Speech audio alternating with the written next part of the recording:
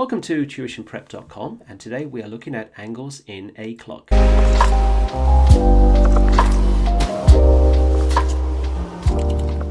So as you can see here, the time is 12:20. What we need to do now is to calculate the angles between the clock hands.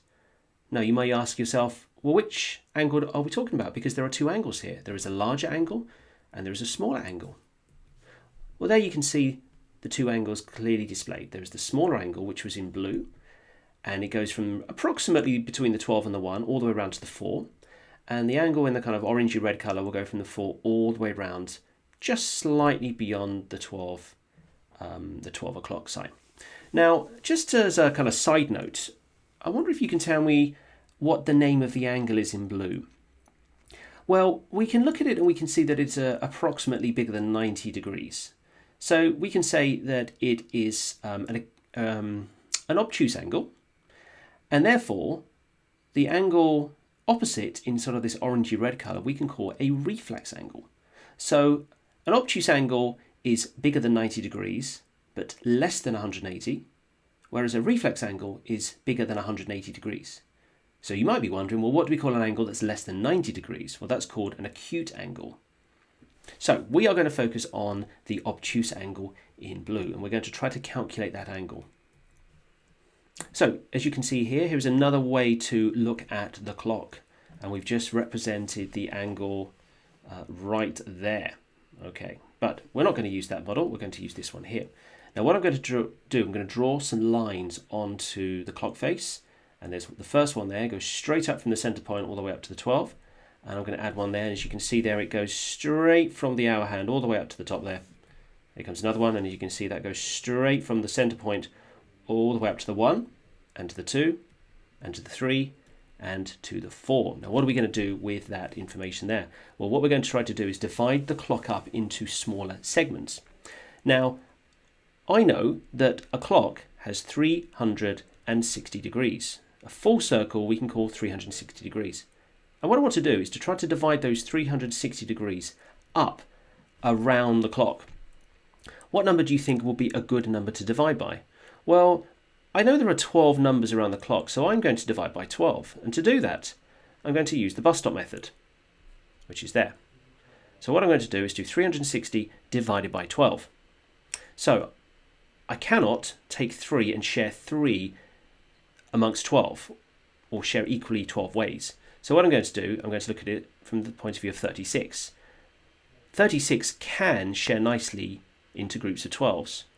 The reason I know that is because I know my 12 times table, 12, 24, 36. So we can say it goes 3 times. There are no remainders because it goes nicely, and then I'm left with a 0. And then I'll say to myself, how many times can I share 0 amongst 12? The answer is 0. I cannot share 0 with any number, so the answer will be a 0 there. I'm going to add my degrees, and now I have done 36 divided by 12 is 30. So what does that number actually mean? Well, that number is the number of degrees from one number to the next number. So I could represent here, from the 1 to the 2, we could call that 30 degrees. And then from the 2 to the 3, we can call that another 30 degrees. And then, not surprisingly, from the 3 to the 4, we'll also call that 30 degrees. There it is. But what about up here? Well, we know from there to there is 30 degrees, but we don't want that. We want from here to here. So this little section here is the bit that is kind of preventing us working out this bit here. But I think we can actually work this bit out. If we know this bit here, and we know that bit there is 30, we should be able to calculate this little section here, which is what we want because it's going from this hour hand all the way to the 1. So this is the bit here that we are going to try to focus on, that little bit there. So how are we going to do that? Well, let's have a look at it zoomed in. There it is there. And that's, as I said to you earlier, that is the part we should try to calculate first. Remember that we know from here to here is 30 degrees. That bit is 30. All the way from there to there, and we're now going to try and calculate that bit. So how far has that hour hand moved? That's the challenge. Well, what we do know, if we go down to the smaller clock here, we can see that the minute hand has moved to the 4. What we also know, in real clocks, as the hour hand moves, as the minute hand moves, the hour hand will also move. But how far around the clock has this minute hand moved? Well, I know there are 12 numbers on the board, so I'm going to put my 12 there. And I know it's moved to the number 4. So what I can say is it's moved 4 places out of a possible 12 places. So 4/12. Can we represent that fraction as a smaller equivalent fraction? Well, we can. We can divide the top by 4. So if we do a little line there, divide by 4, and we divide the bottom by 4, what we get is 4 divided by 4 is 1, 12 divided by 4 is 3. So we can say that the long hand, the minute hand, has moved 1/3 of the way around the clock, because another third will take it to the 8 and another third will take it to the 12. Now, if the minute hand has moved 1/3 of the way around the clock, we can logically say that the hour hand has also moved 1/3 of the way round. Not around the whole clock, but from 1 hour to the next hour. So we should therefore try to calculate 1/3 of this section here. That is 1/3 there. But we need to kind of calculate that in terms of angles. So what possibly could we do here? Well, we know the whole range from here to here is 30. From here to here is 30.